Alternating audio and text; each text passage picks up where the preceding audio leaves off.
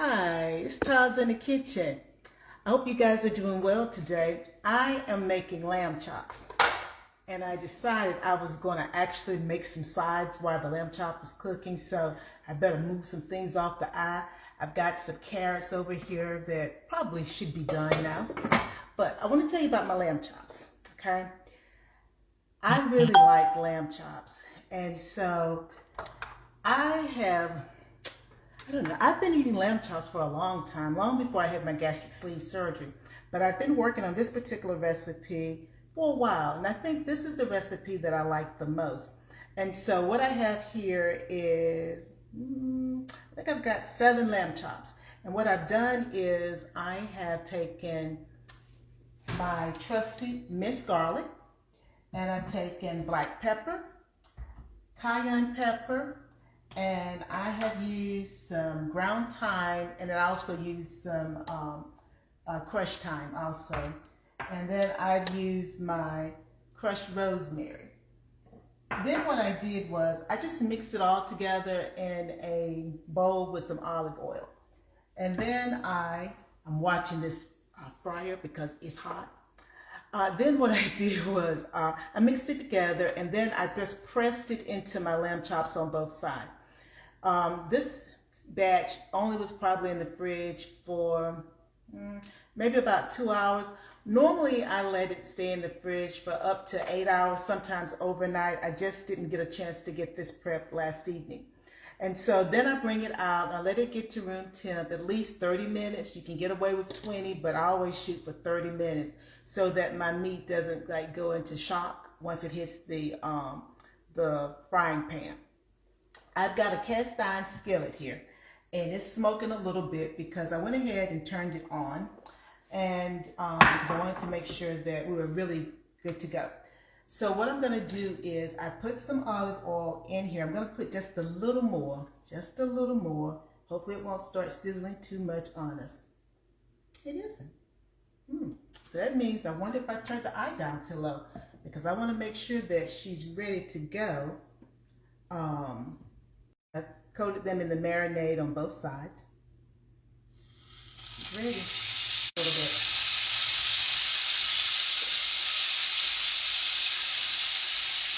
And I'm only going to do 3 chops with you guys. Just pressing them down just a little. Then I wash my hands.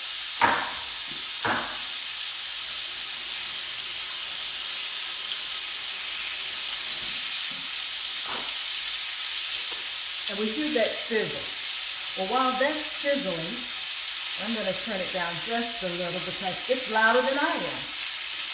What I've also done is I have some fresh kale, so I'm going to put some olive oil in my other skillet here. Maybe I put a little too much, but it's okay. Because the first thing I want to do is start to sweat down some red onions. Okay.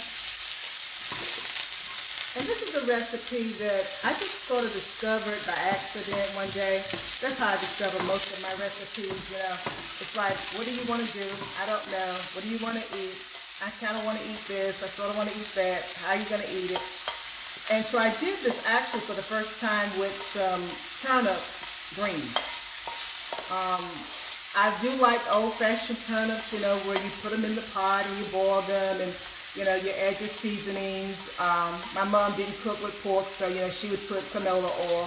I do like that, and I still eat it that way, but that particular time, I wanted something different, and so what I did was I just decided to do it like this.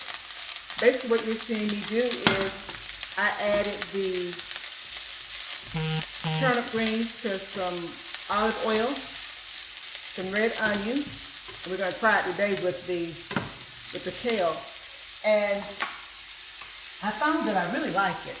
And what I would do is I would then add some red wine vinegar, just to add a little acidity to it.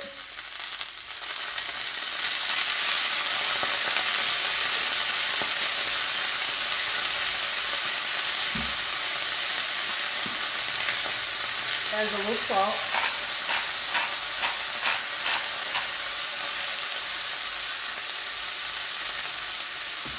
And then what I would do,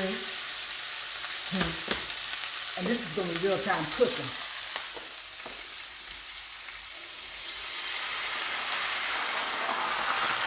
I would add a little water. So I'm sort of sauteing, I'm not going to say boiling because I didn't put enough water to really do anything, but I just needed some extra liquid. So we're going to have this going here.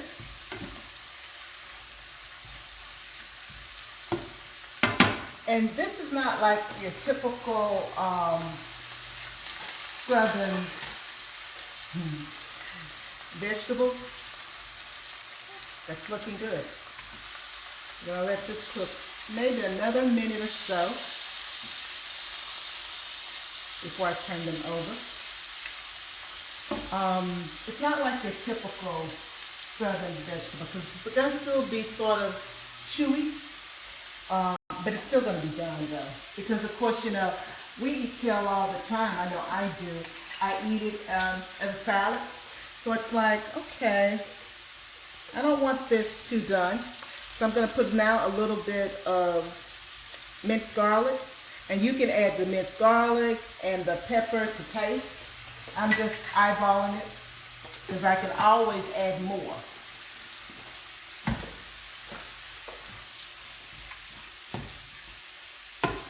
Even with the red wine vinegar, I usually just do it to taste. I like the flavor. And this is really a pretty dish also. You've got the green from the kale, and then you've got the red onion. So it's a pretty dish. So turn that up so that this will be ready when everything else is ready.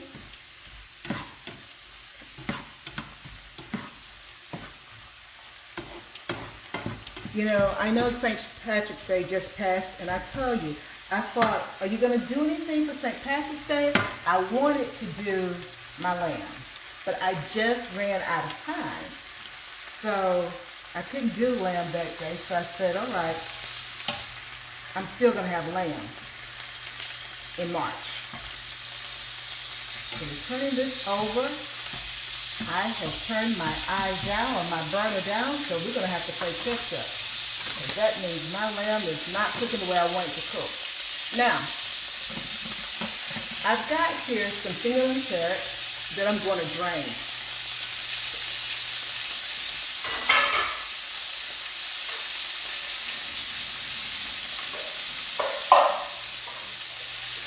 We're going to let them sit for a moment. They're draining. And what I wanted to do with those were, I wanted something, a little sweetness, and I'm sure they're not that sweet, but I wanted something that had a little sweetness to it. So I have been boiling them. I didn't cook very many because, of course, I don't eat a lot of food. So what I've done is I've boiled them just in regular water until they're soft. Hopefully they're soft now. And so what we're going to do is let them drain. Then I'm going to add a little bit of margarine. Of course, it's going to be light margarine. My kale is beginning to wilt. It's wilting now.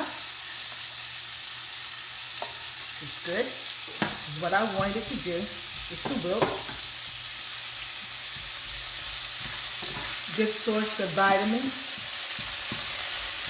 Baby's got some protein there also. So we'll turn that down so that it doesn't overcook on me and become too soft.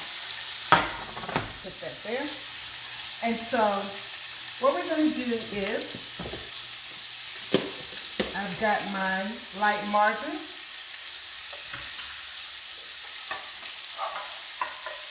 Let's get this little bit of water out of my pot.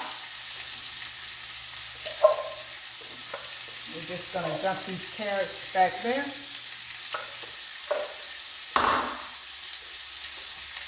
And let's see just how soft they are. They're not that soft. So that's good. That means that even though I sort of call this a parade, it really won't be soft. It's going to have some texture to it. So what we're going to do now is we're going to take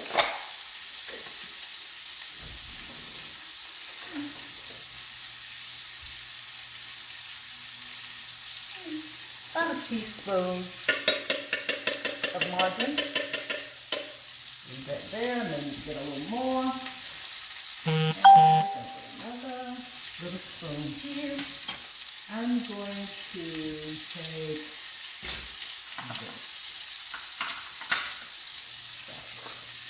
And what I'm doing right now is just sort of coating my carrots in the margarine. Just coating it in the margarine. It's like giving it a bath. Hi, Jesus Blackman. Hope that you're doing well. Thanks for joining me.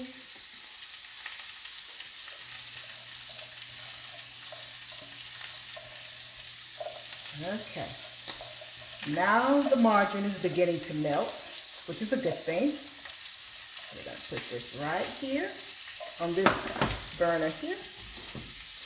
Going to check my lamb chops. I'm going to turn them on the side because they really the eye had been turned down, so they really weren't cooking. So I need them to cook for me.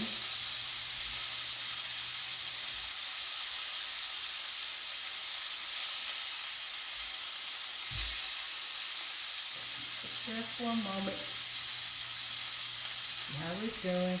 Normally I would not turn them but one time, but because I turned the eye down by accident, I want to make sure that they're actually done, because normally what would happen is you would cook them and then they need to rest about 3 to 5 minutes before you would actually cut into them. And so we're going to let that keep cooking. And now we're going to take a spoon.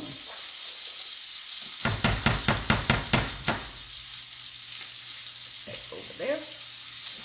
And I'm just going to,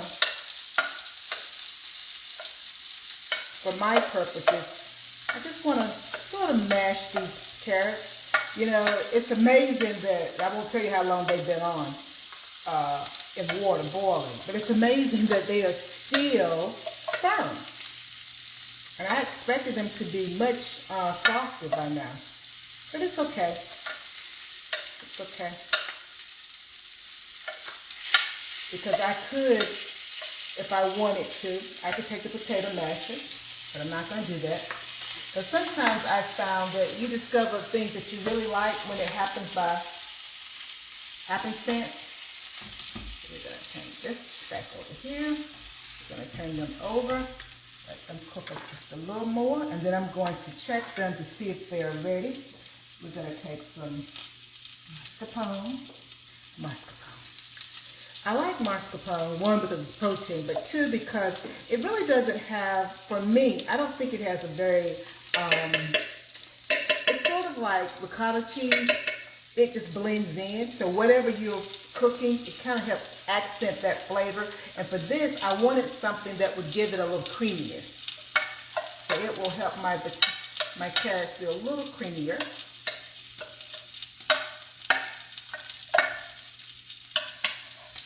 Okay. Okay, with that. And I'm going to add a dash of cinnamon. I'm hearing in my head, everything's better with Blue Bunny on it. It's an old commercial that they used to play when I was a little girl on TV. But the point is, cinnamon adds something to everything. You know, even in our greens, you put a dash of cinnamon. It helps bring out the flavor. So just adding a little cinnamon. I don't want this to be sweet, but I did want to add just a dash of cinnamon. Don't measure it, just a dash. Just a dash.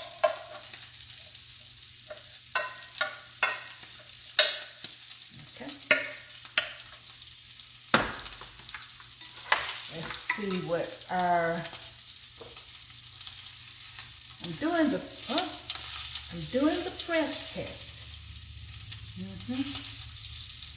It's bouncing back. I think that one's about medium rare. Okay. So, I think we are pretty good here. Ooh, that one's getting charcoaly. I don't really like it too charcoaly. Okay. What I would normally do, which I'm going to do it for just demonstration purposes.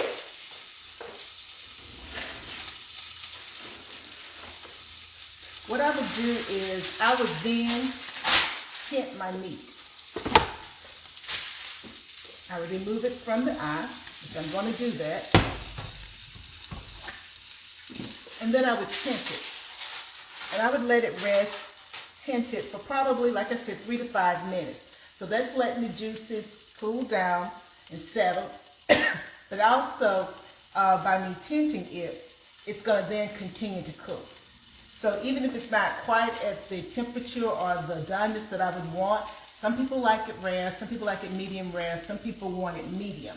I like it sort of medium rare because I want to see some pinkness there. So while it's tinted, it's going to continue to cook. And so we're going to let that rest. Hopefully it will rest it enough that I can at least cut into it and try it before we're done. So my kale and the red onions and the garlic.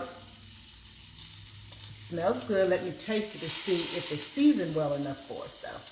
That's going to be the telling point. Have I seasoned it well enough? Let's just see here. We can get a fork. Oh, I'm near my plastic fork. We'll try my plastic fork. Let's see what we got here.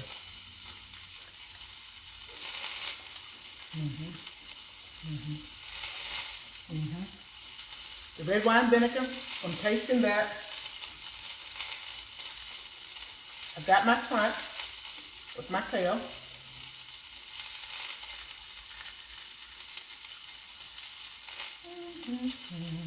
I think I'm going to add, I said a dash of cinnamon. I think I'm going to add a dash of cinnamon.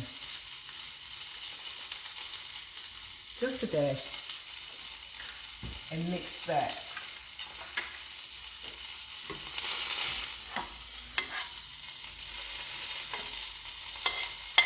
Mixing this back up. It's getting really, oh. You guys are supposed to remind me. I don't even think I put the pepper in there.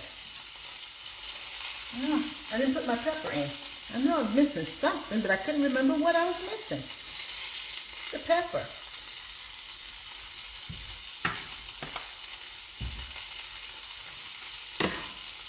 That's what I was missing. My pepper. Okay. Now, with the cinnamon and the pepper, it should be perfect. Let's see what it's tasting now. This is my fork. I'm the only person eating this, so I can go back. Because I'm not serving this to anyone but me. So.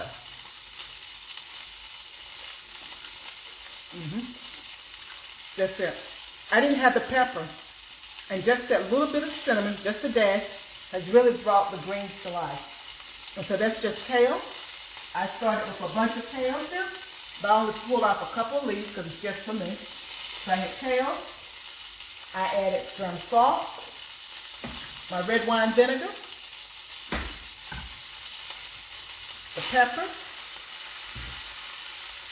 and my cinnamon. Saute that in olive oil, and then I added just a little water to kind of help steep it. Okay? So that's good.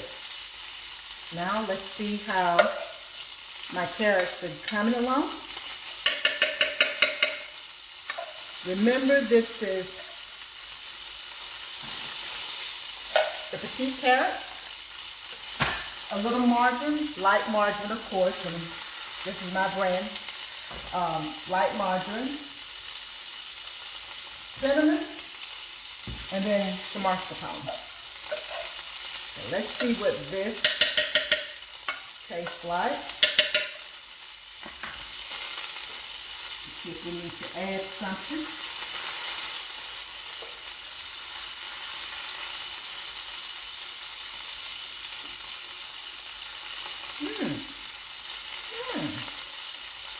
We do need to add something. Well, maybe we don't need to add anything. What I'm tasting is the mascarpone. I'm really getting the flavor of the mascarpone, but maybe we don't need to add anything.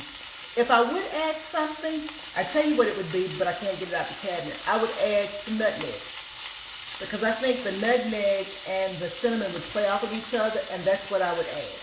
That's exactly what I would add. This is mine. Nobody else is going to eat any of it.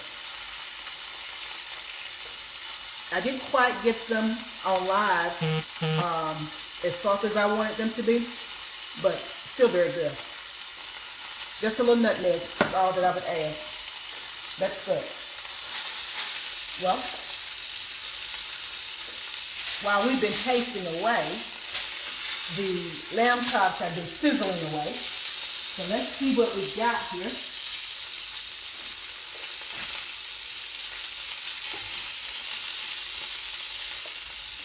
Let's see what one looks like. And let's see what it looks like when I cut into it.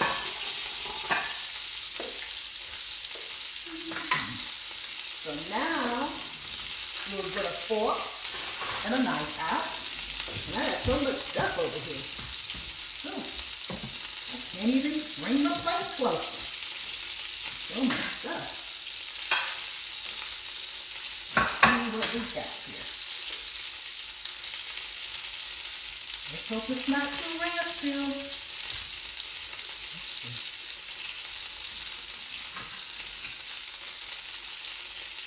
Good.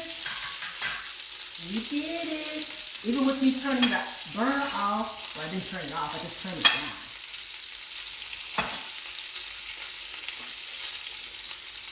You see, just a little pinkness left there. You see the juices? I was trying to let them let it rest some, but you still see the juices. Now let's see what it tastes like. I like lamb chops.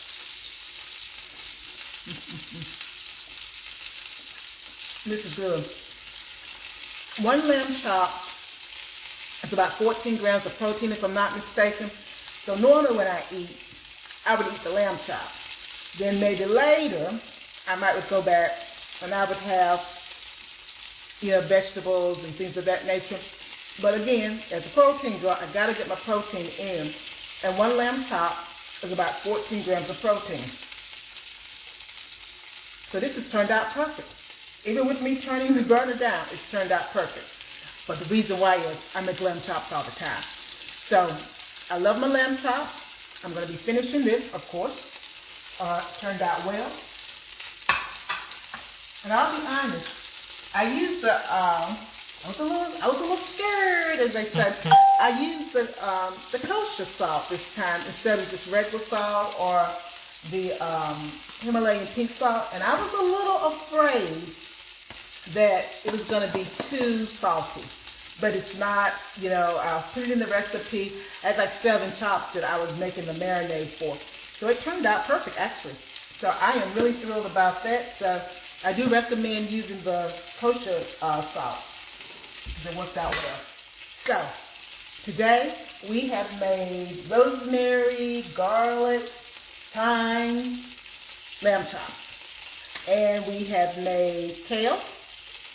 And we've made some carrots that we're just trying to do something with it. We just need to have something else.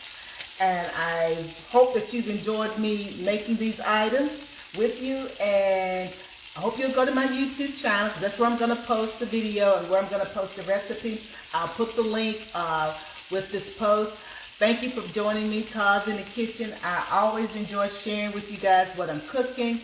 Again, I've launched my new show, Transform with Taz, where I'm transforming that good, bad food, that good food that we like to eat, but it's bad for us, but it's good food.